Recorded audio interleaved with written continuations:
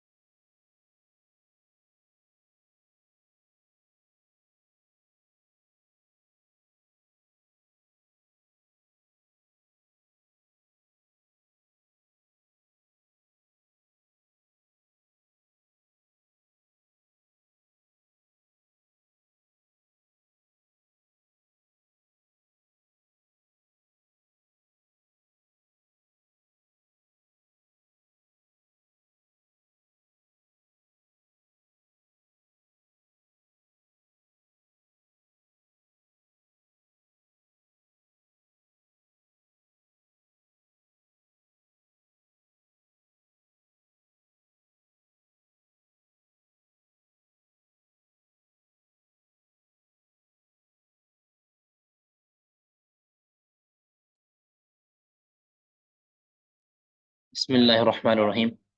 باب کیفیت قسمت الغنیمت بین الحاضرین.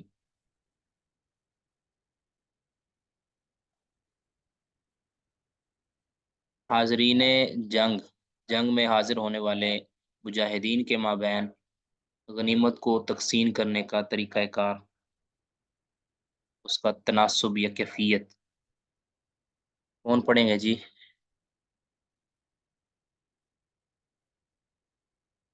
محسن صاحب آج آپ پڑھیں جی. ماشاء اللہ.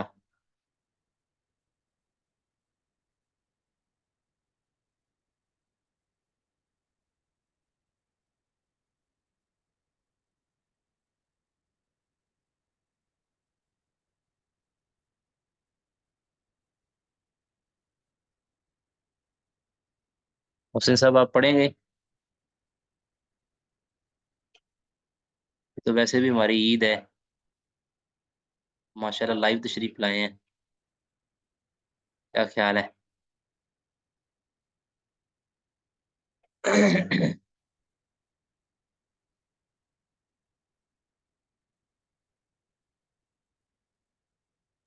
جی السلام علیکم ورحمۃ اللہ. وعلیکم السلام ورحمۃ اللہ وبرکاتہ. اصل میں انشاءاللہ میں رمضان کے بعد ہی پڑھا کروں گا. اس ٹائم نا کلاسز میں بڑا مسئلہ ہے. میں ابھی بھی کام پہ ہوں تو اچھا اچھا اچھا. میں ٹھیک انشاءاللہ سن سکتا ہوں. جی ٹھیک ہے ٹھیک ہے، بارک اللہ. جزاک اللہ. ہاں جی تاجور صاحب پڑھیے گا اگر آپ حاضر ہیں.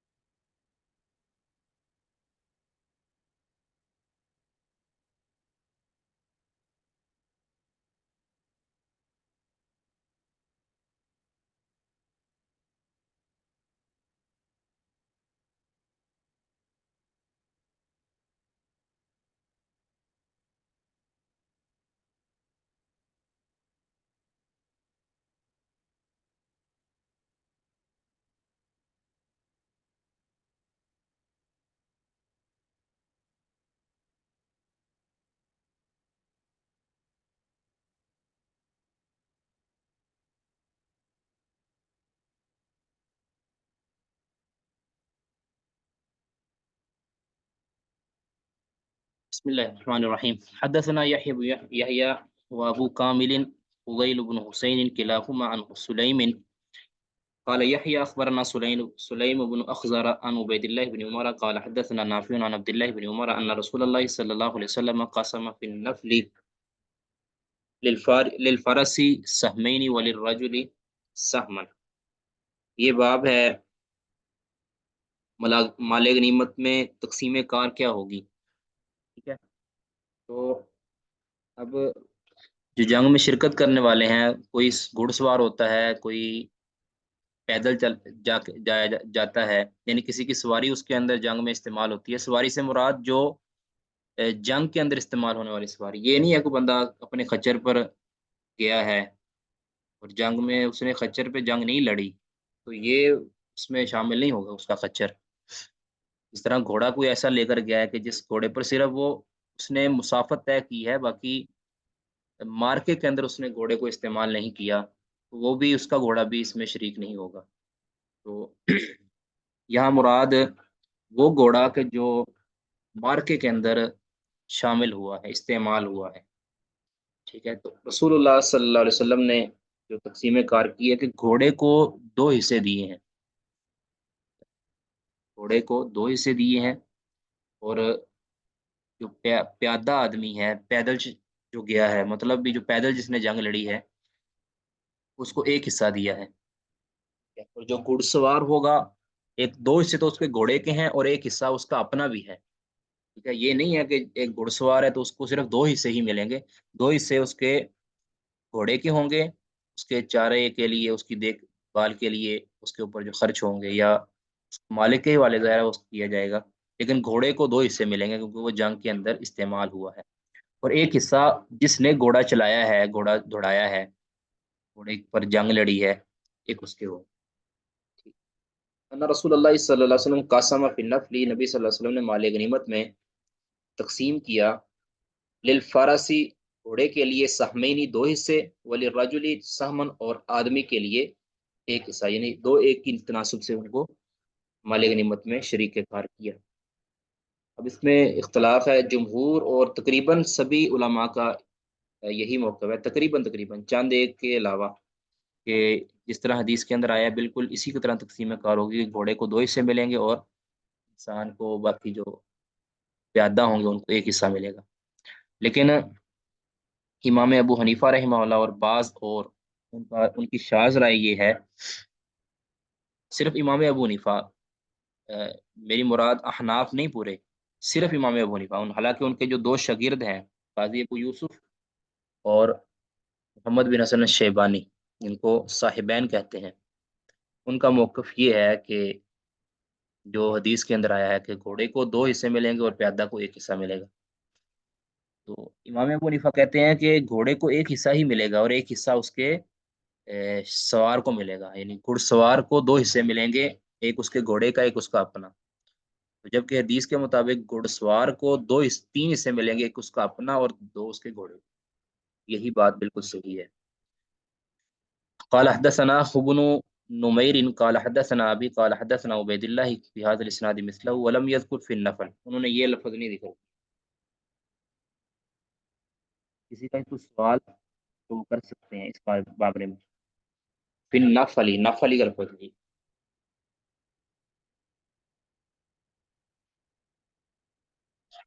باب الامداد بالملائکۃ فی غزوۃ بدر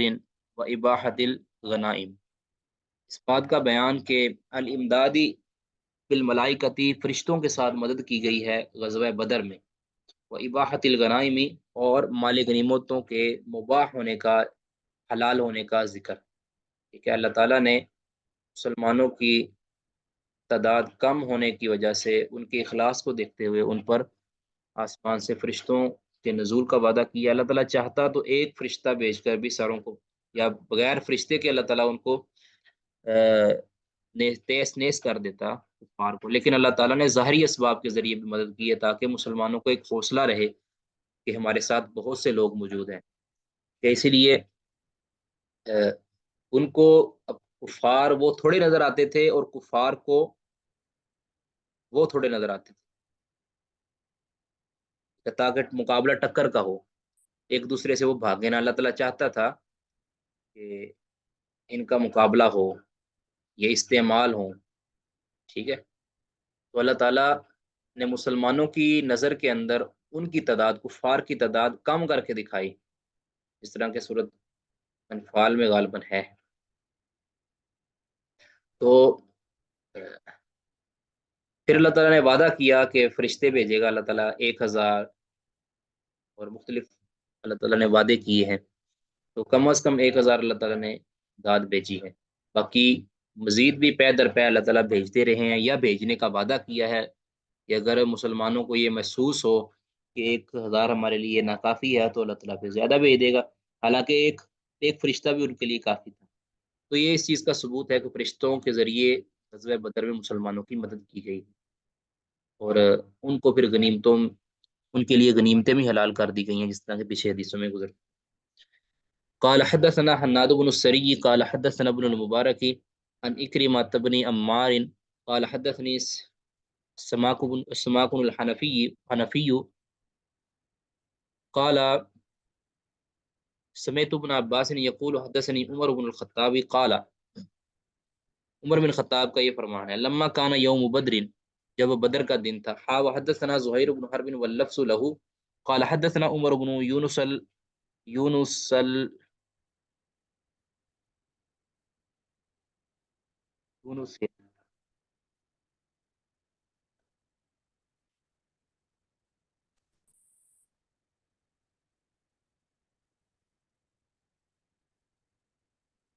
آپ کے بھی یہی لفظ ہے،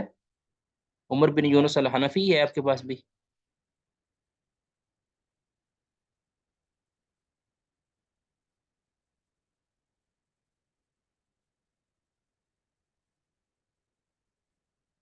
حدثنا عمر بن یونس الحنفی قال عیش ہے کہ مطلب ایسا ہی۔ قال حدثنا اکرمہ بن عمار قال حدثني ابو زمیل وسماك الحنفی قال حدثني عبد الله بن عباس قال حدثني عمر بن الخطاب قال لما كان يوم بدر، جب بدر کا دن تھا، نظر رسول اللہ صلی اللہ علیہ وسلم، رسول اللہ صلی اللہ علیہ وسلم نے دیکھا الی المشرکین، مشرکین کی طرف، یعنی آپ نے دھیان دیا کہ ان کی تعداد کتنی کی ہے، تو وہم الف، اور وہ ان کی تعداد 1000 کے قریب تھی، ٹھیک ہے، ان کی تعداد کتنی تھی؟ 1000 تھی۔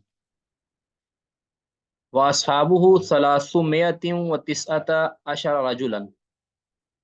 جبکہ آپ کے صحابہ کی تعداد کتنی تھی؟ 319، 319 مرد، مختلف تعداد، کوئی 313 آئی ہے، کہیں 317 بھی آئی ہے، کہیں 315 آئی ہے۔ تو اس تعداد سے ایک کی عدد سے دوسرے کی نفی نہیں ہوتی، ٹھیک ہے، جو سب سے زیادہ تعداد ہے وہی مراد ہے، باقی گنتی کے اندر کوئی فرق لگ سکتا ہے، کسی نے کسی کو شمار کیا، کسی نے شمار نہیں کیا، تو باہر کیا 313 عام جو مشہور ہے، لیکن یہاں جو آئی ہے 319 آئی، راجولن، وہ 319 مرد تھے۔ فاستقبل نبی اللہ صلی اللہ علیہ وسلم القبلۃ، اب جب آپ نے تعداد کو دیکھا کہ میرے تو بندے تھوڑے ہیں، اور ظاہری اسباب ان کے پاس بہت زیادہ ہیں، کفار کے پاس 1000 کے مقابلہ کو بنتا ہی نہیں ہے، اور وہ بھی اسلحہ سے لیس ہوں، اور ہمارے نہتے اکثر و بیشتر، اور وہ بھی نا تجربہ کار اکثر و بیشتر، لیکن صرف جذبہ ایمان تھا۔ اب نبی صلی اللہ علیہ وسلم نے ایک تو اللہ تعالیٰ سے وعدہ پورا کرنے کی التجا کی، اور دوسرا آپ صلی اللہ علیہ وسلم نے ذرا اونچی آواز سے یہ دعا کی تاکہ صحابہ کرام کو یہ یقین ہو جائے کہ نبی صلی اللہ علیہ وسلم کی دعا اللہ تعالیٰ یقینی طور پر پوری کر دے گا، اور اللہ تعالیٰ کی خاص مدد ہوگی، اور انسان کو اور مسلمانوں کو اور صحابہ کو جذبہ ملے کہ اب ہمیں دل کھول کے لڑنا چاہیے، اب ہمیں یہ نہیں سمجھنا چاہیے کہ ہم کمزور ہیں، اس لیے نبی صلی اللہ علیہ وسلم نے اونچی آواز میں دعا کی تھی۔ اچھا، کہتے ہیں کہ فاستقبل نبی اللہ صلی اللہ علیہ وسلم القبلۃ، نبی صلی اللہ علیہ وسلم قبلہ کی طرف آپ نے رخ کیا، ثم مد یدیہ، پھر اپنے دونوں ہاتھوں کو دراز کیا، بلند کیا، فجعل یہتف بربہ، اور اپنے رب سے گڑ گڑانے لگے، یہتف بربہ، اپنے رب سے گڑ گڑانے لگے، جس طرح بچہ نہیں اپنی ماں کے ساتھ گڑ گڑاتا ہے کہ مجھے یہ دے دو، یہ دے دو، یعنی انتہائی خشیت کے عالم کے اندر رب تعالیٰ سے یہ دعا کرنے لگے اونچی آواز سے، اللہم انجز لی ما وعدتنی، اللہ تو پورا کر دے میرے لیے وہ وعدہ جو تو نے میرے ساتھ کیا تھا، اللہم آتی ما وعدتنی، اللہ جو تو نے مجھ سے وعدہ کیا تھا اس کو عطا کر دے، وہ چیز جو تم نے مجھے وعدے میں دی تھی، یعنی فتح، بلندی، اللہ وہ مجھے عطا کر دے، اللہم ان تہلک یا ان تہلک، اللہم ان تہلک هذه الإصابة من اہل الاسلام، اگر یہ ہے یا اللہم ان تہلک هذه الإصابة من اہل الاسلام، اللہ اگر اہل اسلام کا یہ چھوٹا سا گروہ ہلاک کر دیا گیا یا تو ہلاک ہونے دے، تو ہلک اگر تو ہلاک ہونے دے ان اہل اسلام کے ایک چھوٹے سے لشکر کو، تو لا تعبد یا لا تعبد فی الارض، تو تیری زمین میں عبادت نہیں کی جا سکے، وہ یہی ہے جو تجھے پکارنے والے ہیں، اور میرے بعد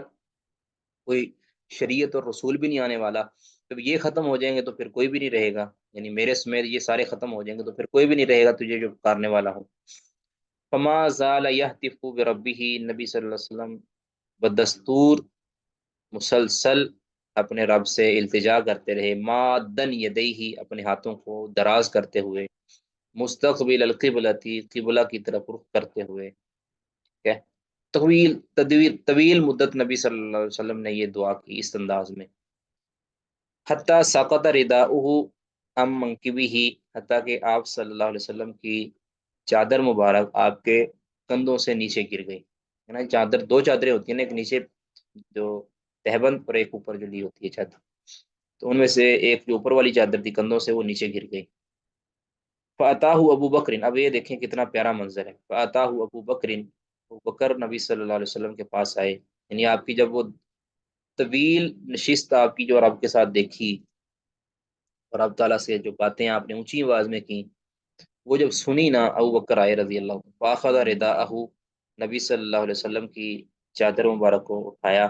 پکڑا، فالقاہ علی منکبیہ، اور آپ کے کندھوں پر رکھ دیا، ثم التزمہ من ورائہ، یہ بڑا پیار والا منظر، ثم التزمہ، پھر آپ صلی اللہ علیہ وسلم سے چمٹ گئے،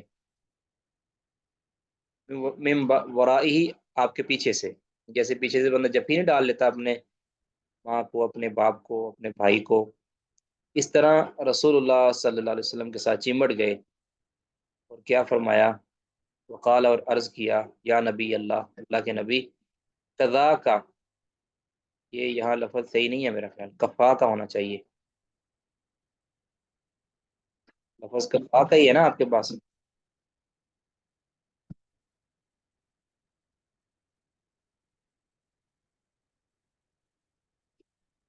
جی کوئی بتائے گا جی؟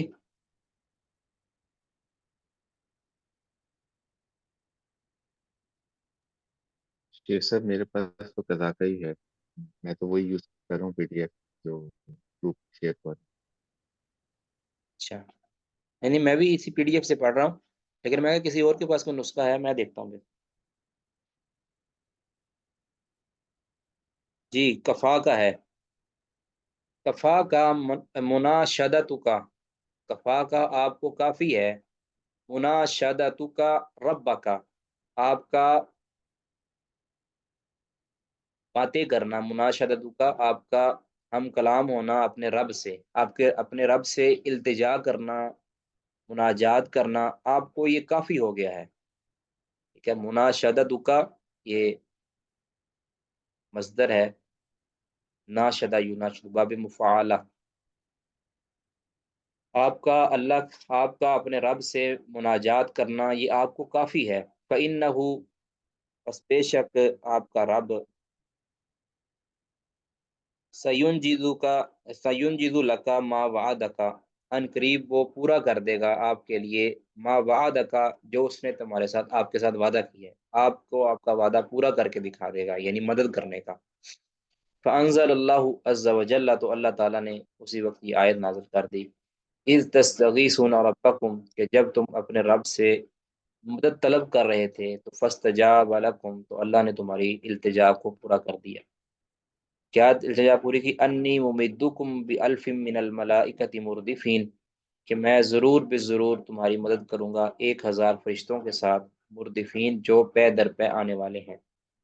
ٹھیک ہے، سورۃ انفال. فَأَمَدَّهُ اللَّهُ بِالْمَلَائِكَةِ، تو اللہ تعالیٰ نے آپ صلی اللہ علیہ وسلم کی مدد کی ملائکہ کے ساتھ، یعنی ظاہری اسباب. قال ابو زمیل، ابو زمیل کہتے ہیں فحدثنی ابن عباس، مجھے ابن عباس نے یہ آگے بیان کیا. قال کہتے ہیں بینما رجل من المسلمین، ایک دفعہ یعنی اسی دوران ایک مسلمان بندہ، یوم دن اس دن یعنی بدر کے دن، یشتد فی آثار رجل من المشرکین امامہ، وہ پیچھا کر رہا تھا، یشتد بھاگ رہا تھا اس کے پیچھے، فی آثار رجل من المشرکین، مشرکین میں سے ایک بندے کے پیچھے بھاگ رہا تھا، امامہ جو مشرکین کا، جو مشرکین کا بندہ یعنی مشرک آدمی، امامہ اس مسلمان کے آگے تھا، یعنی اس کے پیچھے بھاگ رہا تھا، وہ آگے آگے تھا، اس کا پیچھا کر رہا، تعاقب کر رہا تھا. اس سمیہ اچانک اس بندے نے، مسلمان نے سنا، ضربتم بالصوت، کوڑے کے لگنے کی آواز، فوقہ اوپر سے، اپنے اوپر سے اس نے کسی کو کوڑا لگنے کی آواز سنی.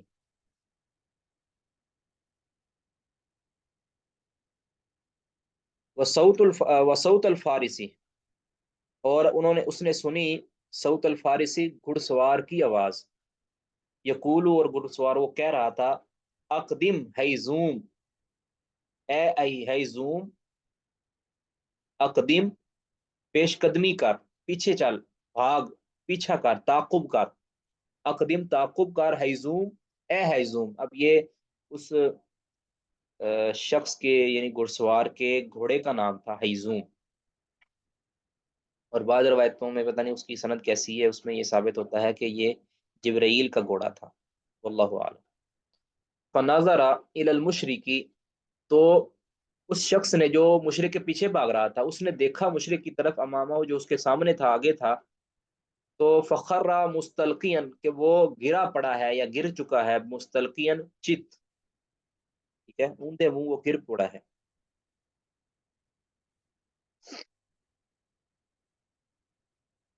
تو فناظر الیہ، اس نے غور کیا اس کے اندر، جائزہ لیا اس کا. فاذا ہوا قد اتم انفہ، کہ اس کے ناک پر نشان چھوڑا گیا تھا. اتم انفہ، کسی چیز کا، کسی زخم کا نشان نہیں جیسے ہوتا، کسی مار کا نشان، لاش جیسے ہوتی ہے، یعنی ایسا نشان کہ جو جسم کے اندر اثر انداز ہوا ہو. قد اتم، کہ چھوڑا ہوا ہے، انفہ اس کے ناک میں نشان. وشق وجهه، اور اس کے چہرے کو پھاڑ دیا گیا ہے، یعنی اس کے چہرے کو زخمی کر دیا گیا ہے، پھٹ چکا ہے اس کا چہرہ. کضربت الصوت، جس طرح کے کوڑے کی مار سے ہوتا ہے، کوڑے کی ضرب سے جس طرح نشان پڑتا ہے یا جس طرح چہرہ پھٹ جاتا ہے، اس طرح اس کے ساتھ ایسا ہوا ہے. تو فخذر ذالک اجمعوا، تو پھر وہ جگہ پوری کی پوری نیلی پڑ گئی. فخذر ذالک اجمعوا، یا پورا شخص نیلا پڑ گیا، یا وہ جگہ اس کی جو چہرہ جہاں پہ اس کے ضرب لگی تھی، وہ سارے کا سارا نیلا پڑ گیا. نیل پڑ جانا جسے کہتے ہیں. فجاء الانصاری، انصاری آیا، فحدث بذلک، یعنی یہ انصاری صحابی تھے نا جو پیچھا کر رہے تھے اس نے یہ سارا منظر دیکھا. وہ نظر تو نہیں آیا کوئی مارنے والا، لیکن آواز بھی آئی ہے ہیزوم کہنے کی، اور کوڑے لگنے کی آواز بھی آئی ہے، اپنے سامنے اس نے دیکھا. فحدث بذلک رسول اللہ صلی اللہ علیہ وسلم، تو اس انصاری نے رسول اللہ صلی اللہ علیہ وسلم کو یہ سارا منظر بیان کیا. فقال، آپ نے فرمایا، صدقتا، آپ سچ کہہ رہے ہیں، ذالک مدد السماء الثالثۃ، یہ تیسرے آسمان کی مدد تھی، تیسرے آسمان سے کچھ فرشتے جو آئے تھے ان کی یہ مدد تھی آپ کے ساتھ جو ہوئی ہے. فقتلوا یومئذ 70، مسلمانوں نے اس دن 70 بندوں کو قتل کیا. واسروا 70، اور 70 کو قیدی بنائے. اس کو مجہول بھی پڑھ سکتے ہیں.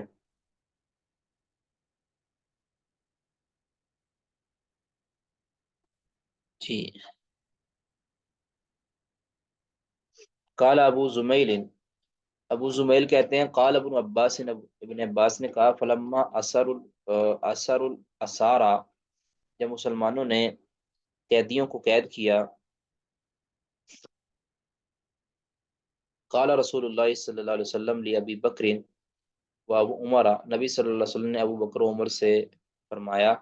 ما ترون فی ہؤلاء الاسارى، آپ ان قیدیوں کے بارے میں کیا مشورہ دیتے ہیں؟ یا جس طرح کہ اسارہ بدر کے بارے میں مشہور ایک یہ لفظ اسارہ ہے، اسارہ نہیں، ما ترون فی ہؤلاء الاسارى، ان اسارہ بدر کے بارے، اسارہ کے بارے میں تم کیا کہتے ہیں؟ فقال ابو بکر، ابو بکر نے کہا، یا نبی اللہ، اللہ کے نبی، ہم بنو الام والعشیرتی، یہ ہمارے چچا زاد ہیں اور ہمارے خاندان کے لوگ ہیں، یعنی ہیں تو ہمارے اپنے ہی نا، تو ارا میری رائے یہ ہے، انتا خود منہم فدیتن، کہ آپ ان سے فدیہ وصول کر لیں۔ اب اس فدیہ کا فائدہ کیا ہوگا؟ فتکون لنا قوتن قوت علی الکفار، تو ہو جائے گی ہمارے پاس ایک قوت، فتکون لنا قوتن، تو یہ ہمارے لیے قوت بن جائے گا، یہ جو مال جو ہم فدیہ لیں گے، علی الکفاری، کفار کے خلاف، یہ ہم ویسے کمزور ہیں اور ہمیں مضبوط ہونے کی ضرورت ہے، تو ان سے ہم فدیہ وصول کر کے اپنی مرضی کا کفار پر قوت حاصل کر لیں گے۔ فاص اللہ، اور آگے پھر فرمایا کہ اگلی یہ بات یہ، فاص اللہ ان یہدیہم للاسلامی، اور بہت قریب ہے کہ اللہ تعالیٰ ان کو بھی، یہ جو جن سے ہم آج فدیہ وصول کر رہے ہیں، کل کو اللہ تعالیٰ ان کو اسلام کی ہدایت دے دے، اسلام کی توفیق دے دے، یعنی گویا ان کو معاف کر دیا جائے، ان کو چھوڑ دیا جائے، فدیہ لے کر ہم ان سے فائدہ لے لیں اور ان کو چھوڑ دیں تاکہ کل یہ اسلام بھی قبول کر لیں گے۔ ٹھیک ہے، اب یہ بڑی معقول رائے تھی، لیکن جو اللہ کا فیصلہ تھا، حکم اللہ جو تھا، وہ کچھ اور تھا۔ وقال رسول اللہ صلی اللہ علیہ وسلم، رسول اللہ صلی اللہ علیہ وسلم نے فرمایا، ما ترى یا ابن الخطاب، ابن الخطاب تمہارا کیا خیال ہے؟ قلت، تو میں نے کہا، اب یہ جو بکر کا خیال تھا، اکثر صحابہ کا یہ خیال تھا، اچھی رائے لگی ان کو، عمر بن خطاب کا اور چند صحابہ کا اور یہ خیال تھا۔ قلت، میں نے کہا، کہتے ہیں، لا، اللہ کے نبی نہیں، ایسا نہیں، میری یہ رائے نہیں ہے،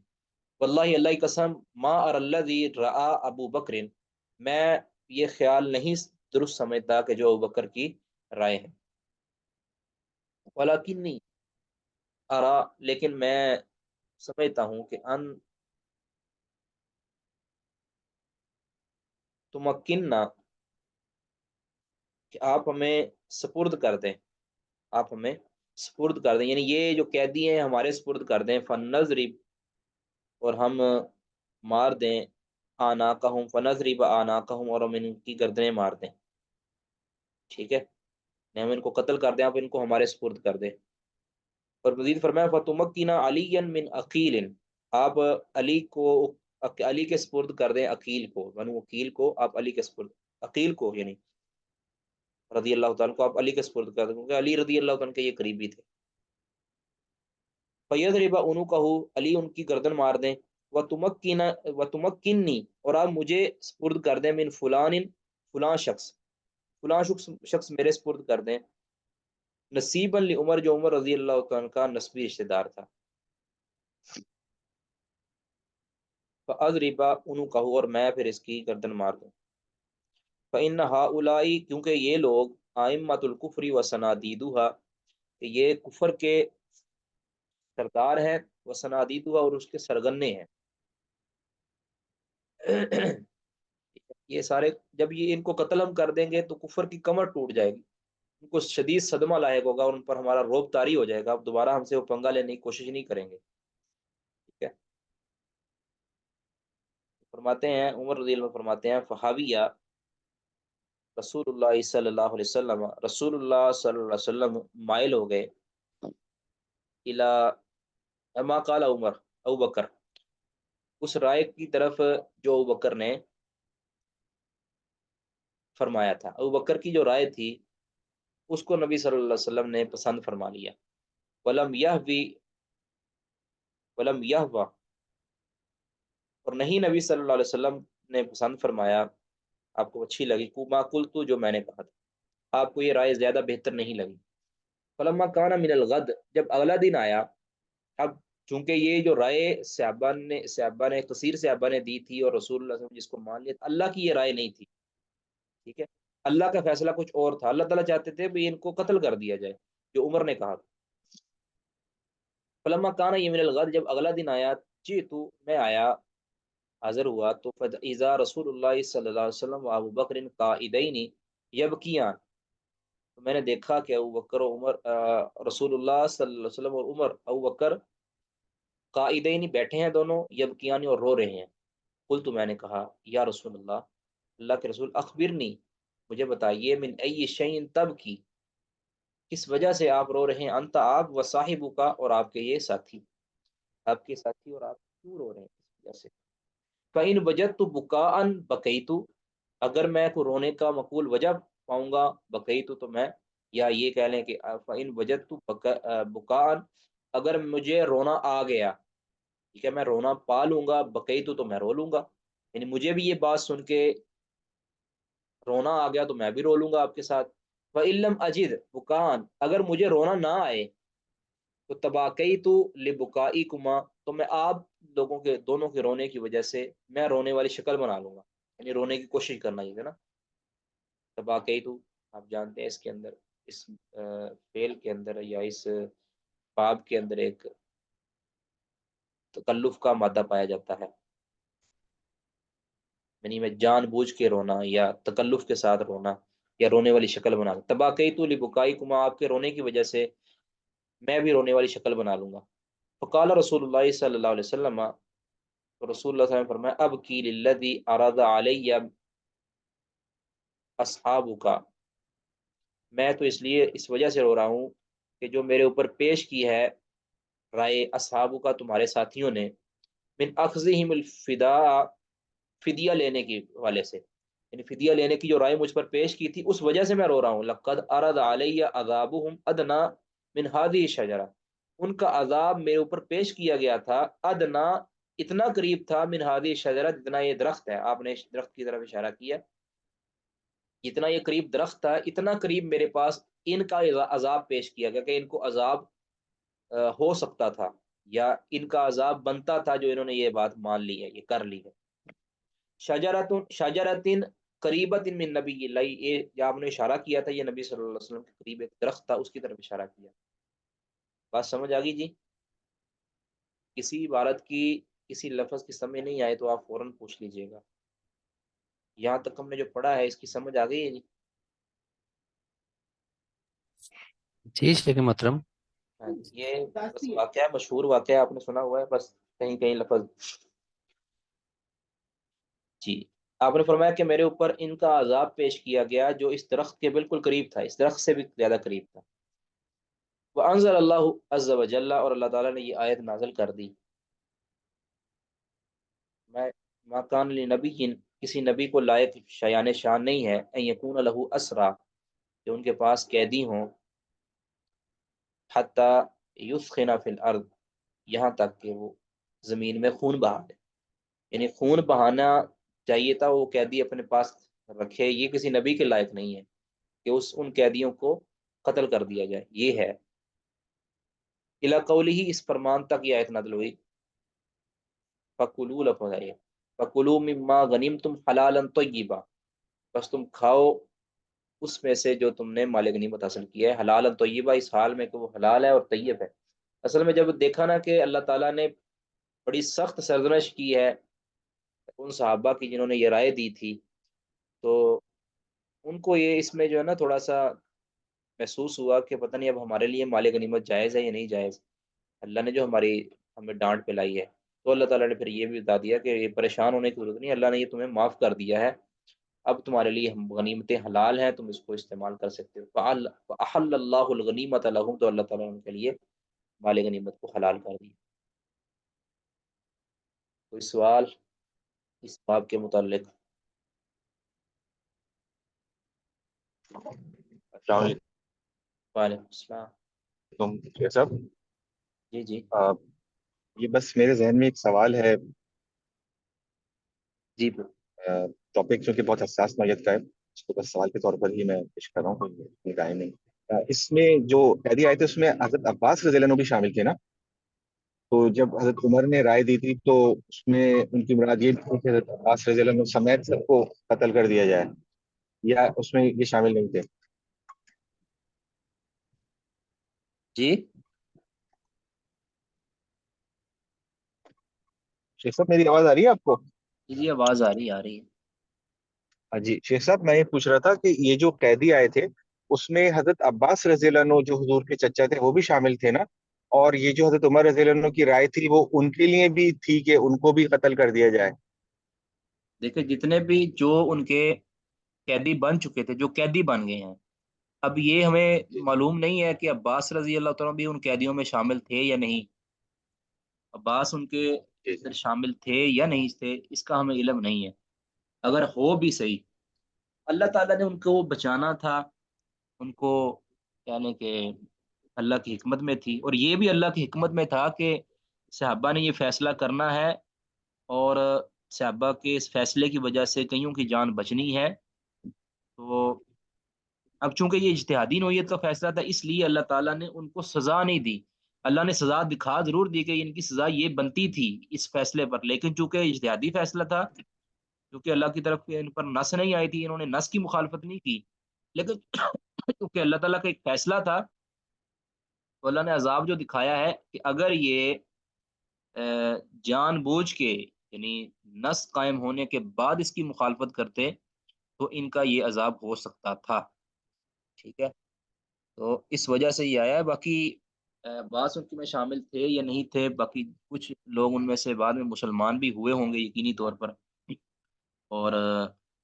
باقی یہ سارا کچھ اللہ کی حکمت کے تحت ہوا ہے.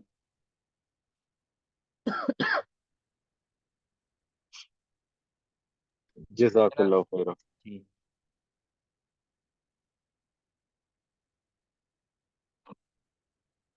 باقی دیکھیں نا، آگے جو واقعہ آ رہا ہے سمامہ بن اسال والا، اب اس کو ایمان نصیب ہونا تھا، تو اللہ تعالیٰ نے اس کو بچا لیا. نبی صلی اللہ علیہ وسلم کے صحابہ اس کو پکڑ کے بھی لائے ہیں، اور قتل بھی اس کو کیا جا سکتا تھا. ٹھیک ہے، لیکن نہیں قتل کیا گیا. ٹھیک ہے، یا تو نبی صلی اللہ علیہ وسلم کو بذریعہ وہی بتا دیا گیا تھا کہ یہ ایمان لے آئیں گے، یا آپ صلی اللہ علیہ وسلم نے اجتہاد فرما کر یہ عمل کیا، تو اللہ تعالیٰ نے اس اجتہاد کو کارگر ثابت کر دیا، اور اس وجہ سے ان کو ایمان نصیب ہوئی. کئیوں کے ساتھ نبی صلی اللہ علیہ وسلم نے اچھا سلوک کیا، لیکن انہوں نے اچھا بدلہ نہیں دیا. ایسا بھی تو ہوا ہے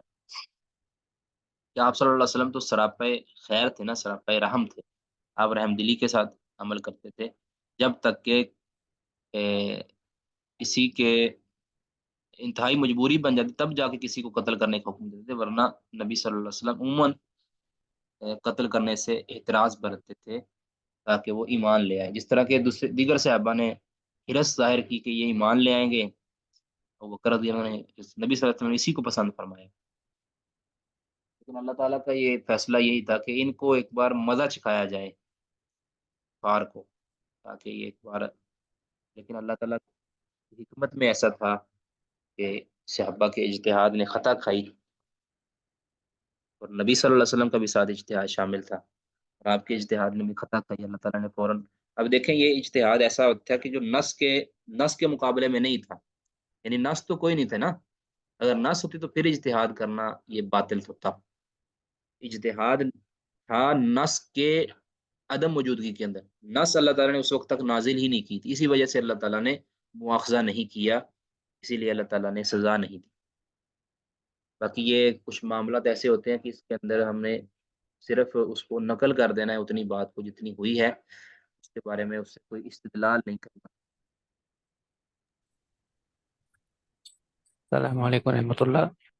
وعلیکم السلام ورحمۃ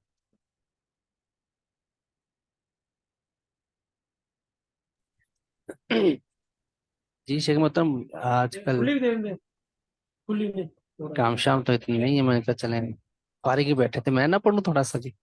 جی جی ضرور پڑھیں جی. اعوذ باللہ من الشیطان الرجیم، بسم اللہ الرحمن الرحیم. باب ربط الاسیر وحبسه وجواز المن علیہ. قیدی سے رابطہ اور اس کا حبسی، یعنی کہ اس کی پانی نہیں، روکنے کا بیان. قیدی سے رابطہ نہیں، قیدی کو باندھنا، ربط باندھنا، ربط الاسیری قیدی کو باندھنا، وہ حبسی اور اس کو قید کرنا. وجواز المنی علیہ، اور اس پر جواز احسان کا بیان. ہاں جی، وجواز المنی علیہ، اور اس پر احسان کرنا، یعنی اس کو چھوڑ دینا احسان کرتے ہوئے، یہ بھی جائز ہے. یہ امیر وقت کے اپنے ثوابدید پر ہے کہ وہ کسی قیدی کو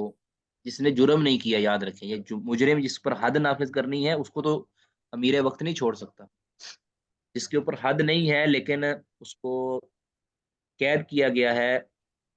کسی اور وجہ سے، کسی اور وجہ سے، یعنی دشمن کو. جس طرح کہ ہمارے ادھر کون تھا جی جو وہ مونچھوں والا، بڑی بڑی مونچھوں والا جو آیا تھا انڈیا سے؟ جی جی، وہ پتہ نہیں چاہیے کوئی ڈھکنا سا تھا وہ. ابھی نندن. ہاں جی، ابھی ابھی نندن. نندن. ابھی نندن صاحب جو آئے تھے، اب وہ پکڑے گئے تھے نا، اسی طرح کا معاملہ بنا تھا. یعنی اسی طرح کا معاملہ سمجھ لیں یہ ہے ربط الاسیر، قیدی کو باندھنا. اب اس کو پکڑ کے لایا گیا، اس کی ٹریٹمنٹ بھی کی گئی، اس پر احسان کر کے اس کو چھوڑ دیا گیا، یا مجبوری میں چھوڑ دیا گیا، جو بھی آپ کہہ لیں. ٹھیک ہے. اب اس کا فائدہ یہ ہوا کہ اس نے جو ہے پاکستانی آرمی کے حق میں نرم گوشہ رکھا، کہ اچھا بیان دیا. بار کیف یہ حق میں وقت کے اوپر ہے کہ وہ اس کے ساتھ کیا معاملہ کرے، اس کو باندھ کے لٹکا دے دشمن کے بھی کسی بھی کہہ لیں گے ایسے شخص کو جو علاقہ غیر میں پھر رہا ہو یا اس سے کوئی خطرہ ہو، ویسے جو بھی کوئی اس کے ساتھ معاملہ کرنا چاہتا ہے. جی. تارک میں اپنا بیبی ہے تارک. ہاں جی. حدثنا قتيبة بن سعيد حدثنا ليث عن سعيد بن أبي سعيد أنه سمع أبا هريرة رضي الله عنه يقول بعث رسول الله صلى الله عليه وسلم خيلا قبل نجد قبل نجد قبل نجد، قبل قبل نجد. یہ نجد کے سامنے خیلن شیر مطلب خیل کیا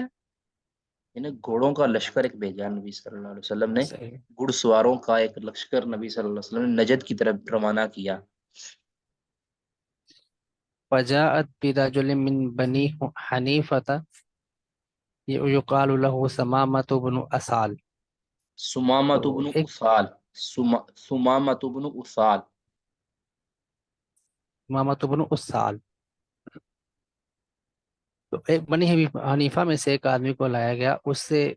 کہا گیا يقال له سمامة بن أسال. اسے سمامہ بن سید اسال کہا جاتا ہے. یعنی اس کا نام کیا ہے، اس بنو حنیفہ کے شخص کا سردار تھا یہ، تو اس کا نام سمامہ بن اسال تھا. سید اہل الیمامہ، یہ اہل یمامہ کا سردار ہے. جی. ربطوه بساریة من سواری المسجد،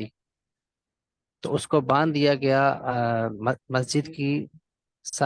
بساریت من سواری المسجد. بسواریل مسجدی، مسجد کے ستونوں میں سے ایک ستون کے ساتھ اسے باندھ دیا گیا.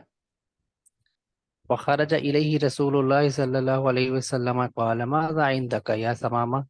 یا تمہارا سمامہ، کیا معاملہ ہے یا سمامہ. یا سمامہ تو یا آپ کے سمامہ، اوپر، ہاں یہ فعالہ، فعالہ کے وزن پہ ہے سمامہ. ماذا عندک یا سمامہ تو، اے سمامہ تمہاری کیا رائے ہے، یعنی کیا حال ہے تمہارا، یا تمہاری کیا کیا تمہارا یعنی چل رہا ہے، تمہارے ذہن میں کیا چل رہا ہے. ٹھیک ہے جی. فقال، تو کہا اندی میری رائے یا میرے مطابق، یا محمد اے محمد صلی اللہ علیہ وسلم، خیر ہے ان تقتل ذا دم، اگر آپ اسے قتل کریں تو قتل خون کے بدلے. اگر آپ یعنی یا محمد میرے پاس خیر ہے، اندی یا محمد خیر، اے محمد میرے پاس خیر ہے، یعنی ایک بہترین مشورہ ہے تمہارے لیے. ان تقتل ذا دمن، اگر آپ قتل کریں گے، یعنی مجھے قتل کریں گے، قتل کر دیں گے، باندھا تو ہوا ہے، اگر مجھے قتل کریں گے تو یاد رکھنا تقتل ذا دمن، تم ایک خون والے کو قتل کرو گے، یعنی بدلہ جس کا لے لیا جائے گا. ذا دمن، جس طرح دم کا مطلب ہوتا ہے خون، یعنی ایک خون والے کو قتل کرو گے جس کا بدلہ لینے والے پیچھے لوگ موجود ہیں.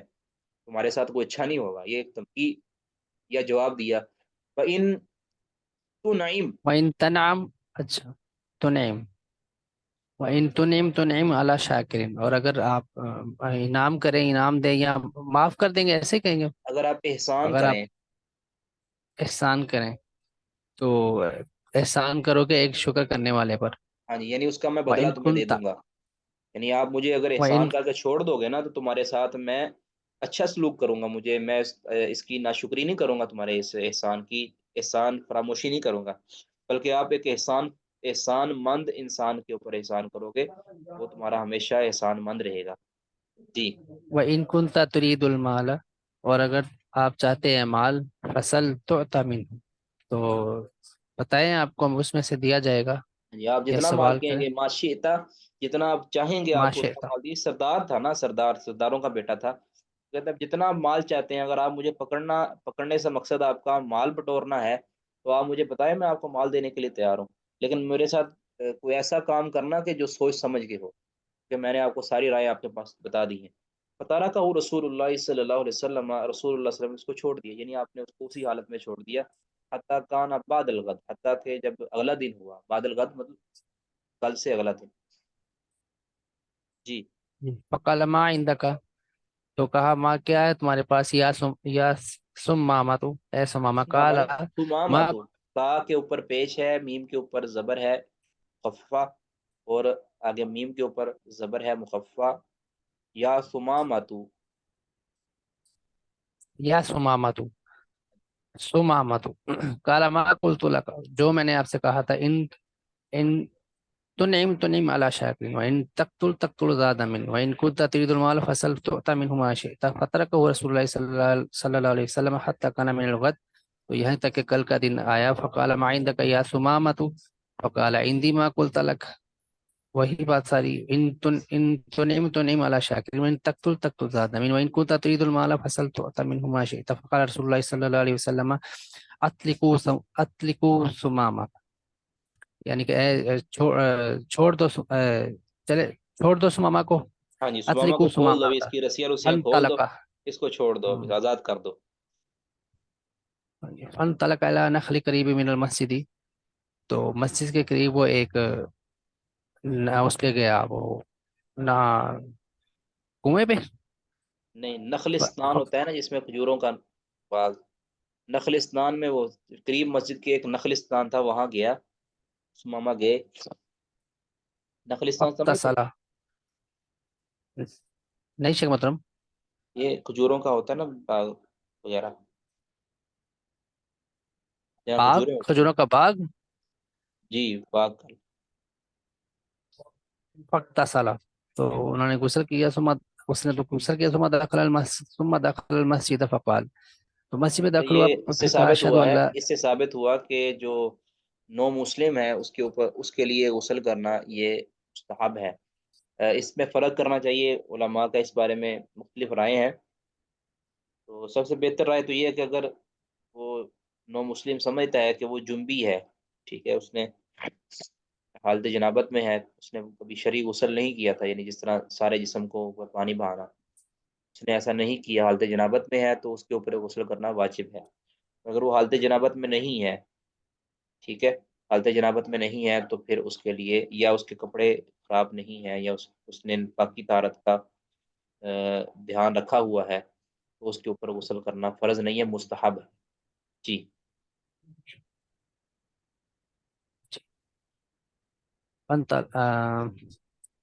ثم دخل المسجد فقال اشهد ان لا اله الا الله واشهد ان محمدا عبده ورسوله. يا محمد، والله ما كان على الارض وجه ابغض وجہ الي، ما كان ما كان على على اهل الارض على وجه، الارض جی جی، وجہ. وجه ابغض الي من وجهك. اللہ کی قسم ہے محمد، زمین پر آپ سے چہرے سے زیادہ کسی چہرے کے میں بغض نہیں رکھتا تھا، اس طرح کہہ لیں گے، ما كان على بغض والا على چہرہ الارض وجہ، نہیں تھا زمین پر کوئی چہرہ، اب غزا الیہ، جو زیادہ مبغوض ہو مجھے، من وجہ کا آپ کے چہرے سے، یعنی پہلے تو معاملہ اس طرح کا تھا، فقد اصبح وجہ کا احب الوجوہ کلھا الیہ، لیکن اب کیا ہے، اب دنیا بدل چکی ہے، اب آپ کا چہرہ مجھے کائنات کے تمام چہروں سے زیادہ محبوب ہو گیا ہے، واللہ اللہ کی قسم ما کان من دین ابغض الیہ من دینک، اللہ کی قسم آپ کے دین کے علاوہ مجھے کوئی ایسا دین نہیں تھا جو زیادہ مقبوض ہو، زیادہ قابل نفرت ہو، فاصبح دین کا احب فاصبح دین کا احب الدین کلہ الیہ، اب آپ کا دین مجھے سب سے زیادہ محبوب دین ہو چکا ہے، واللہ اللہ کی قسم ما کان من بلد ابغض الیہ من بلدک، کوئی ایسا علاقہ یا شہر نہیں تھا جو آپ کے شہر سے زیادہ مجھے مقبوض ہو، فاصبح بلدک احب البلاد اب البلاد کلھا الیہ، اب آپ کا شہر مجھے سب سے زیادہ محبوب ہو گیا ہے۔ آگے فرمایا کہ اب میرا جو ارادہ تھا، وہ ان خیلک، اور آپ کے گھڑ سواروں نے، اخذتنی مجھے پکڑ لیا تھا، وانا ارید العمرہ تھا، جبکہ میں عمرہ کے ارادے سے جا رہا تھا، وہاں سے گزر رہا تھا، عمرہ کا ارادہ رکھتا تھا، عمرہ کا میں نے نیت کی ہوئی تھی، فماذا ترى، اب آپ کا کیا خیال ہے، آپ مجھے کیا حکم دیتے ہیں کہ میں اس نیت کو توڑ دوں، عمرہ ترک کر دوں، یا کہ عمرے کے لیے جاؤں؟ تو پھر اس سارے کلام کے بعد رسول اللہ صلی اللہ علیہ وسلم نے پھر آپ کلم فرمایا، فبشرہ رسول اللہ صلی اللہ علیہ وسلم، رسول اللہ صلی اللہ علیہ وسلم نے انہیں قبول اسلام کی بشارت سنائی، آپ نے اسلام قبول کیا، لہٰذا تمہیں خوشخبری ہو، اسی لیے سے ثابت ہوتا ہے کہ بندہ اگر اسلام قبول کرتا ہے تو اس کو خوشخبری سنانی چاہیے، اگر کوئی بندہ اپنا عقیدہ تبدیل کرتا ہے، یعنی صحیح العقیدہ بنتا ہے، تو اس کو خوشخبری دینا، اس کو خوش آمدید کہنا، یہ جائز ہے، مسنون ہے۔ اس طرح اگر کوئی بندہ گناہوں سے تائب ہوتا ہے، مساجد کا رخ کرنا شروع کر دیتا ہے، اس کو خوشخبری دینا، اس کو اچھی نگاہ سے دیکھنا، اس کو تانے مینے نہیں دینے، تم تو یہ ہو، تم تو وہ ہو، تم تو وہی ہو، اور کئی معاذ اللہ، کئی تو ایسا لفظ بولتے ہیں کہ جو اگر اس کو حقیقت دیکھا جائے تو وہ کفر کے قریب قریب وہ جملہ آ جاتا ہے کہ 100,000 چوہے یا 900 چوہے کھا کے بلی حج کو چلی، یہ ہے، یہ تصحیح کیجیے گا، یہ 900 چوہے کھا کے بلی حج کو چلی، جی جی جی 900 چوہے کھا کے بلی حج کو چلی، یعنی یہ ایک طرح کا نا اس کی توبہ کے ساتھ استہزاء ہے، ٹھیک ہے، تو اس طرح نہیں کرنا چاہیے اس کو۔ ابھی دیکھیں نا رمضان کے اندر اکثر ساتھی نئے چہرے ہمیں نظر آتے ہیں، تو کچھ لوگ ان کو بڑی عجیب سی نگاہوں سے دیکھتے ہیں کہ یہ شاید، اگلا بندہ پھر شرمندہ ہوتا ہے کہ میں شاید پورا سال مسجد میں نہیں داخل ہوا، اب مجھے اس نگاہ سے دیکھا جا رہا ہے، یا اگر وہ غلطی کر لیتا ہے، چونکہ عام طور پہ وہ نمازی نہیں ہوتے تو غلطی کرتے ہیں، تو اس کو ایک عجیب سی نگاہ کے ساتھ دیکھا جاتا ہے، ایسا نہیں کرنا چاہیے، بلکہ اس کو ویلکم کرنا چاہیے، تاکہ اس کو خوشی ہو کہ مجھے جو ہے وہ اچھی طرح سراہا گیا ہے، مزید اپنے ایمان میں مضبوط ہو جائے، اپنے نماز میں مضبوط ہو جائے، تو یہ ہے کہ اسی لیے رسول اللہ صلی اللہ علیہ وسلم نے ان کو خوشخبری سنائی ہے، اور ان کو خوش آمدید کہا ہے، ان کو سینے سے لگایا ہے، وہ ان کے تعریفی کلمات کی پہلے خوشخبری سنائی آپ صلی اللہ علیہ وسلم نے، وہ امرہ، اور پھر حکم دیا کہ ایاتا میرا، کہ وہ عمرہ کر لے، ٹھیک ہے، فرمایا کہ عمرہ کر لیں آپ، فلما قدیم مکہ تھا، جب مکہ میں وہ گئے، تو ماما رضی اللہ تعالیٰ عنہ، قال له قائل، تو ایک کہنے والے نے ان سے کہا کہ اب طریقہ کار دیکھا ہوگا کہ اب یہ تو جی بدلا ادلا، اسبوتا اسبوتا، کیا آپ کیا تم بے دین ہو گئے ہو، سابی بن گئے ہو؟ قالا، تو سمامہ نے کہا لا، نہیں، میں بے دین نہیں ہوا، ولکنی اسلمت مع رسول اللہ صلی اللہ علیہ وسلم، لیکن رسول اللہ صلی اللہ علیہ وسلم کا ساتھی بن گیا، اسلام لے آیا، ولا واللہ، نہیں نہیں، اب نہیں، واللہ اللہ کی قسم، اب حکم بھی ساتھ سنا دیا کہ میں سردار ہوں، اب ہمارے دانے کھاتے ہو نا، لا یاتیکم من الیمامۃ حبۃ حبۃ ہنتۃ، اب یمامہ سے گندم کا ایک دانہ بھی نہیں آئے گا تمہارے پاس، حتیٰ یأذن فیہا رسول اللہ صلی اللہ علیہ وسلم، جب تک کہ اس بارے میں رسول اللہ صلی اللہ علیہ وسلم کا اجازت نامہ نہیں مل جاتا۔ اب یہ سردار ہونے کا حق ادا کر دیا کہ جب تک رسول اللہ صلی اللہ علیہ وسلم کی اجازت نہیں آئے گی تمہیں ایک گندم کا دانہ بھی نہیں ملے گا، تجارت ختم۔ دیکھ لیں ہماری جو مسلمان، میں کوئی سیاسی بات نہیں کرنا چاہتا، صرف یہ کہ ہمارے مسلمان فلسطین کے اندر یہود کے شیخ ہاتھوں، محترم، یہ جو 3 دن اس کو 2 دفعہ آ کے پوچھا، اس میں آپ صلی اللہ علیہ وسلم کس چیز کا انتظار فرما رہے تھے؟ آپ دیکھ رہے تھے نا بھی اس کا، یعنی نبی صلی اللہ علیہ وسلم نے اس کو باندھا نا مسجد کے اندر، کہ مسجد کے اندر باندھا ہے، کوئی ایک کافر کو ضرورت مسجد کے اندر داخل کیا جا سکتا ہے، قیدی کو مسجد کے اندر باندھا جا سکتا ہے، ایک تو کئی اس طرح کے مسائل سے مستنبط ہوتے ہیں، یہ تو الگ بات ہے۔ نبی صلی اللہ علیہ وسلم نے اس کو مسجد میں باندھا تھا کہ مسلمانوں کے عبادات کو ملاحظہ کر سکیں گے، ہماری نماز کو، ہمارے قرآن کو، یہ ساری چیزیں دیکھ سکیں گے، اس طرح صحابہ کے میل ملاپ کو، یعنی ایک ماحول کے اندر نبی صلی اللہ علیہ وسلم نے رکھا۔ پھر نبی صلی اللہ علیہ وسلم روزانہ پوچھتے تھے کہ شاید ان کے دل کی کیفیت بدل گئی ہو اور یہ اسلام کی طرف مائل ہو چکے ہوں، لیکن وہ وہی بات کر رہے تھے تینوں دن۔ آپ نے فرمایا ٹھیک ہے، بھی اب لگتا ہے کہ یہ مسلمان نہیں ہوں گے، لیکن حقیقت یہ تھا کہ وہ اندر سے بدل چکے تھے، لیکن اس کا اظہار نہیں کر رہے تھے، کیونکہ وہ سردار آدمی تھے۔ سردار کوئی ایسے تو نہیں، سردار کے تو دل جیتنے پڑتے ہیں،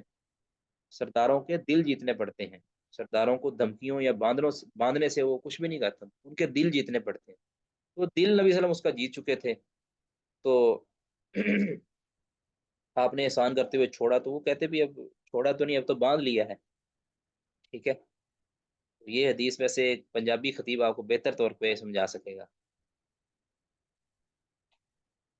باقی اس میں یہ ذہن میں رکھیں، بعض خطیبوں کو سنا گیا ہے کہ وہ کہتے تھے، اب یہ تو ہے کہ نبی صلی اللہ علیہ وسلم نے فرمایا کہ یہ مشرک وہ سات سات رگوں سے کھاتا ہے، سات انتڑیوں سے کھاتا ہے، اور مسلمان میاں واحد ایک انتڑی سے کھاتا ہے۔ لیکن یہ ہر مشرک کے بارے میں نہیں ہے، اگرچہ ان کے بارے میں یہ کہا گیا تھا۔ تو کئی پنجابی خطیب کہتے ہیں جناب جی، 7 روٹیاں وہ صبح کھاتا تھا، 7 شام کو دوپہر کو کھاتا تھا، 7 رات کو کھاتا تھا، ایک گڑوا دودھ کا صبح پیتا تھا، ایک دوپہر کو پیتا تھا، ایک شام کو پیتا تھا۔ اب یہ سمجھ نہیں آتی کہ یہ کہاں سے انہوں نے لیا ہے کہ گڑوا دودھ کا اور 7 روٹیاں، اور بعد میں جب یہ وہ ایک روٹی بھی بڑی مشکل سے کہتے کھائی، یہ باتیں یہ بالکل جو ہے نا یہ فضول ہے، ایسی نہیں کرنی چاہیے باتیں۔ عام طور پہ ہم نے دیکھا ہے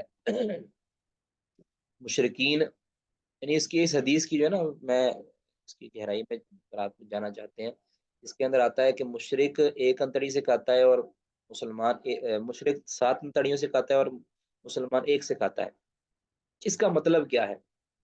اس کا مطلب اہل علم نے مختلف انداز میں بیان کیا۔ بعض نے کہا کہ پہلی بات تو یہ کہ یہ ہر مشرق کے بارے میں ہے ہی نہیں۔ دوسرا یہ ہے کہ اس سے مراد یہ ہے کہ مشرق کسی اور کا لحاظ اور دھیان رکھے بغیر کھاتا ہے، یا اس میں قصد مراد ہے، یہ نہیں ہے کہ واقعتاً وہ 7 تڑیاں اس کی لگ سے بنی ہوتی ہیں، مسلمان کی ایک ہوتی ہے، وہ اپنا خیال رکھ کے نہیں کھاتا، اپنا خیال ہی رکھتا ہے، صرف مسلمان کا یا کسی دوسرے کا، اپنے ساتھی کا خیال نہیں رکھتا، بلکہ جب وہ اکٹھے کھایا جاتا ہے تو وہ چاہتا ہے کہ یہ سارا میں ہی کھا لوں، اس کی کوشش یہ ہوتی ہے۔ تو یہ خصلت بد کی طرف اشارہ کیا گیا کہ عام طور کے جو مشرکین ہوتے ہیں وہ ایثار نہیں کرتے، تو جبکہ مسلمان کا شعار یہ ہونا چاہیے، یہ نہیں ہے کہ مسلمان شعار ایسا اختیار کرتے ہیں، یعنی یہ خبر بمانا حکم ہے کہ مسلمان کو ایک انتڑی سے کھانا چاہیے، یعنی وہ اپنے اس کھانے کے اندر دوسروں کو بھی شریک کرے، اب اثار کا معاملہ کرے، ٹھیک ہے، وہ کھانے کے اندر دوسروں کو بھی شامل کرے، ٹھیک ہے، اکیلا ہی نہ چٹ کر جائے بلکہ دوسروں کو بھی اس کے اندر شریک کرے، اور اس کی کوشش یہ ہونی چاہیے کہ میرا بھائی کھائے، اثار کا جذبہ ہونا چاہیے، یہ مراد ہے۔ ورنہ ایسا تو ہم نے کئی ایسے ساتھی دیکھے ہیں کہ جو اتنا کھاتے ہیں کہ کوئی 10 مشرک بھی آ جائے نا وہ بھی اتنا نہیں کھا سکتے، اور وہ ہوتے کتنے ایمان والے ہیں، اتنے تقوی اور پرہیزگاری والے ہوتے ہیں، کھاتے اتنا ہے کہ کوئی 7-10 مشرک بھی نہیں کھا سکتے، ٹھیک ہے۔ تو یہ اس کو ایسے بیان کر دینا کہ جو دوسروں کے لیے کہہ لیں کہ اسلام کی بدنامی کا یہ باعث بنتا ہے، اس طرح کی تعبیر اسلام کی بدنامی کی باعث بنتی ہے۔ کئی لوگوں کو، ایک خطیب کو میں نے سنا تھا، ایک گاڑی کے اندر مجھے سننا پڑا، وہ کہتے تھے اگر تم نے معیشت درست کرنی ہے نا، اب ایک لحاظ سے یہ بات تو درست ہے، کہتے ہیں کہ اگر تم نے معیشت درست کرنی ہے تو یہ سارے مشرکوں کو ختم کر دیا جائے، سارے توحید پرست بن جائے، تو تمہاری معیشت درست ہو جائے گی، اس سینس کے اندر کہ مشرک 7 توڑیے سے کھاتا ہے، یہ اس سینس کے اندر تو درست نہیں ہے۔ ہاں یہ ضرور ہے کہ شرک کی وجہ سے بے برکتی ہوتی ہے، اگر سارے موحد بن جائیں گے، توحید پرست بن جائیں گے، تو وہ یقینی طور پر اللہ تعالیٰ ان کو برکت دے دے گا، مبارک بنا دے گا، ان کے کھانوں کے اندر برکت آ جائے گی۔ یہ تو اس سینس میں تو درست ہے، لیکن یہ دوسرے انداز میں کہا گیا ہے، حالانکہ وہ جو خطیب صاحب تھے ان کو میں جانتا ہوں، وہ خود اتنا کھاتے ہیں ماشاءاللہ، اللہ تعالیٰ ان کو اور بھی برکت دے کہ وہ،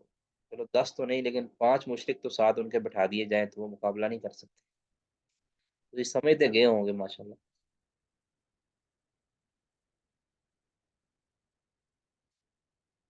قال حدثنا شیخ محمد بن محترم، المثنى۔ جی جی گھر میں چاہے اتنا نہ کھاتے ہو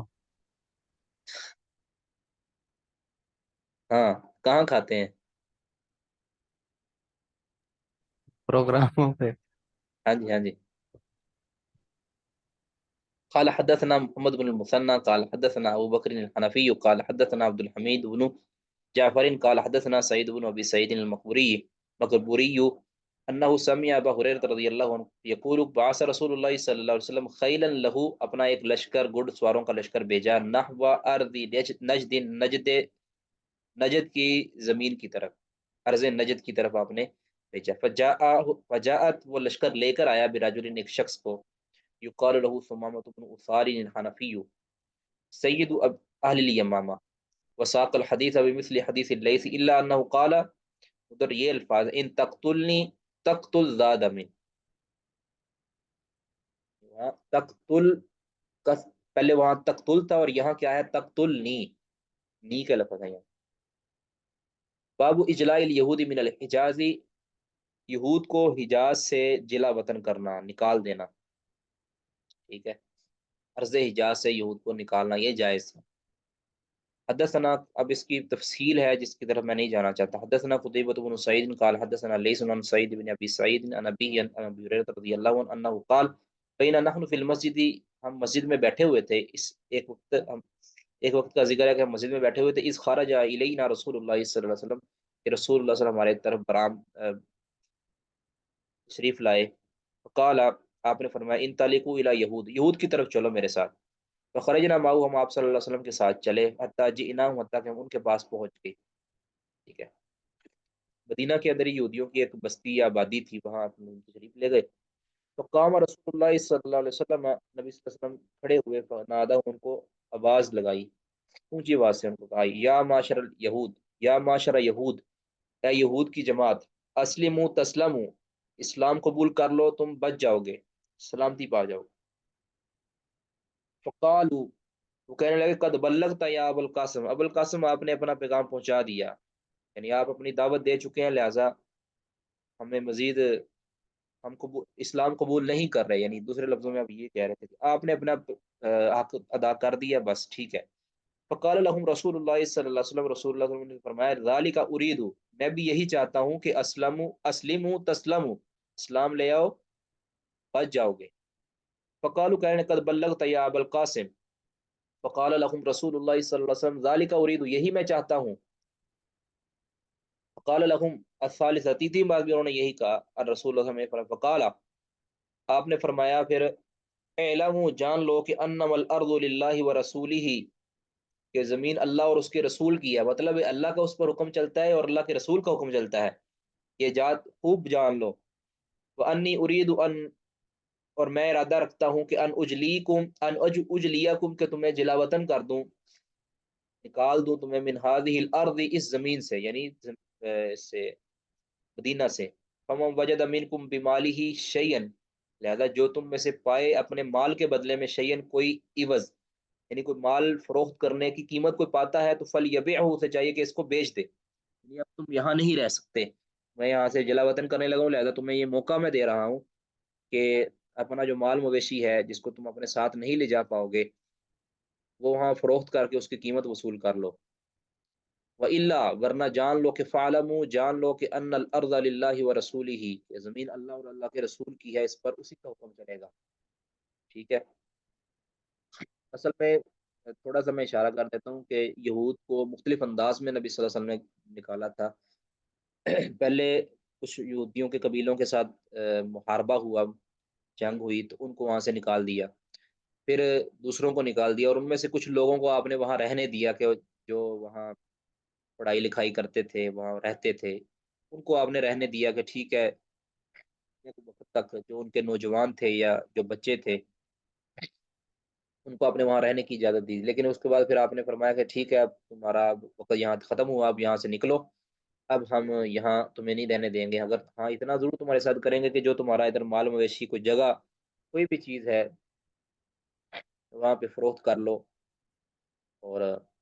یہاں سے نکل لو، تو مدت دی ہوگی آپ صلی اللہ علیہ وسلم نے۔ شیخ محترم، جی قیدیوں کے بارے ایک سمامہ والی روایت ہے، ایک اس سے اوپر ہے۔ اب دیکھیں نا، وہاں پہ جب قرآن کی آیت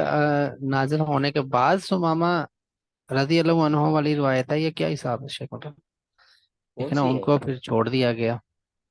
کہاں جی، ایک ہی روایت ہے؟ نہیں نہیں، اس سے اوپر والی تو روایت جو قیدیوں کے بارے، جو بدر کے قیدیوں کے حوالے سے تھی، اچھا اچھا اچھا، یہاں پہ تو وہ شیخ محترم قرآن نہیں کا نہیں تو نہیں، یہی حکم ہے نا۔ وہ عرض سنیں وہ صرف اس جنگ کا معاملہ تھا، یہ صحیح نہیں ہے کہ ہر قیدی مطلب جنگ کے اندر کو قیدی بنے ہیں، اس کے بعد تو بے شمار قیدی بنے ہیں، نبی صلی اللہ علیہ وسلم کو غلام بنا لیا اور چھوڑ بھی دیا، قتل بھی کر دیا، مختلف فیصلے آپ نے فرمائے۔ اس جنگ کے اندر اللہ تعالیٰ نہیں چاہتا تھا کہ یہ ان کو چھوڑ دیا جائے یا ان سے فدیہ وصول کر لیا جائے، اللہ چاہتا تھا کہ ان کو جی، قتل بہتر، کر دیا جائے۔ ٹھیک ہے؟ ظاہر ہے یہ تو حاکم وقت نے بارک فیصلہ اللہ۔ کرنا ہوتا ہے نا، آپ کو وہاں پہ یہ اختیار حاصل تھا اس وقت، لیکن اللہ کے رسول صلی اللہ علیہ وسلم نے جو فیصلہ کیا تھا وہ اللہ رب العزت کا فیصلہ نہیں تھا۔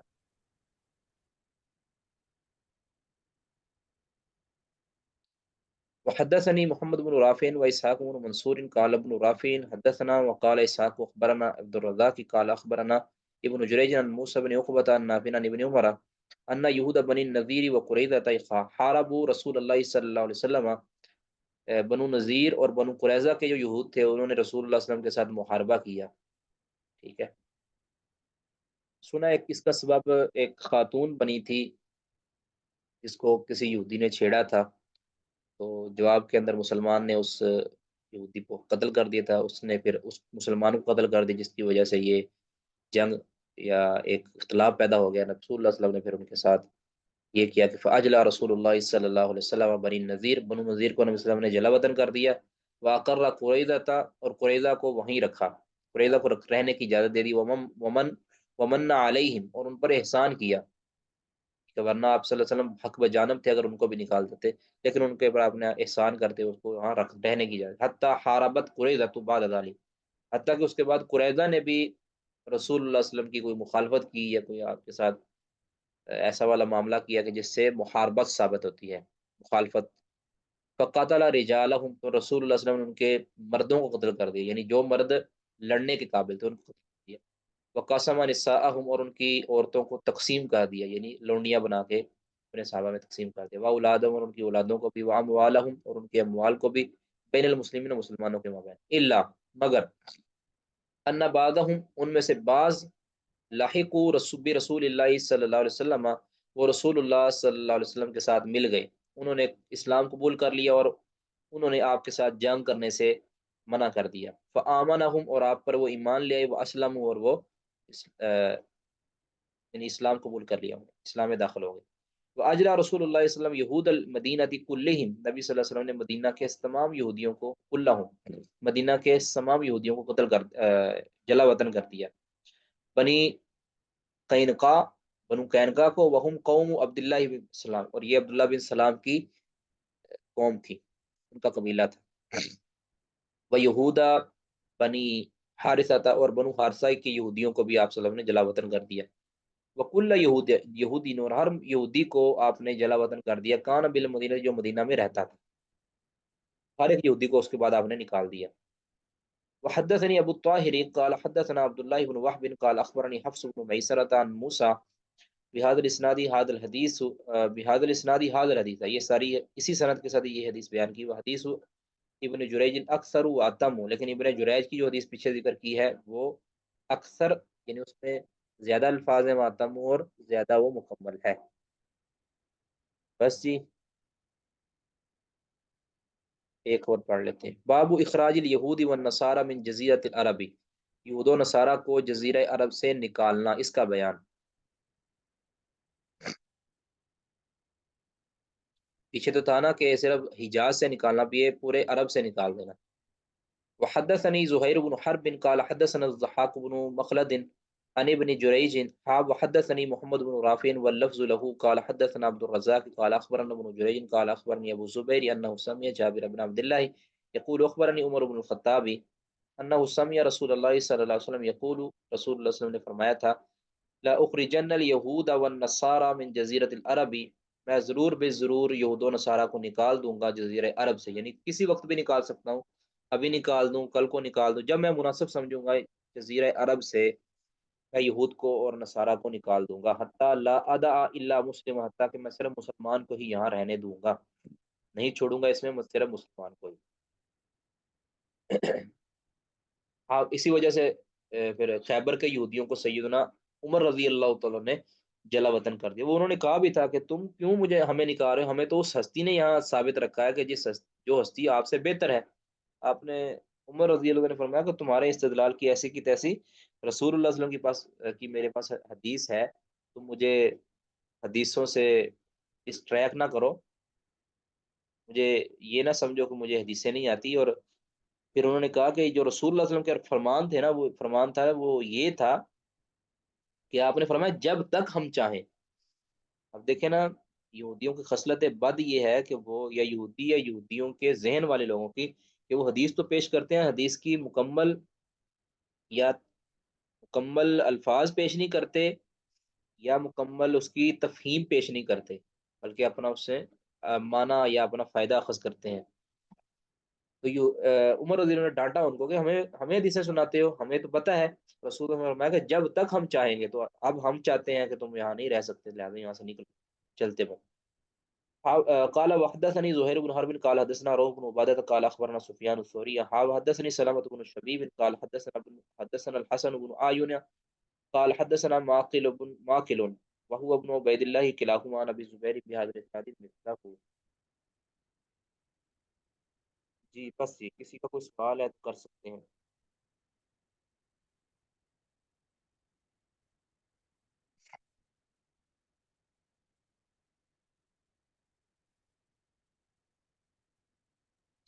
بارک اللہ فیکم۔ جی ٹھیک ہے۔ سبحانک اللہم وبحمدک، اشہد ان لا الہ الا انت، استغفرک واتوب الیک۔ السلام علیکم ورحمۃ اللہ۔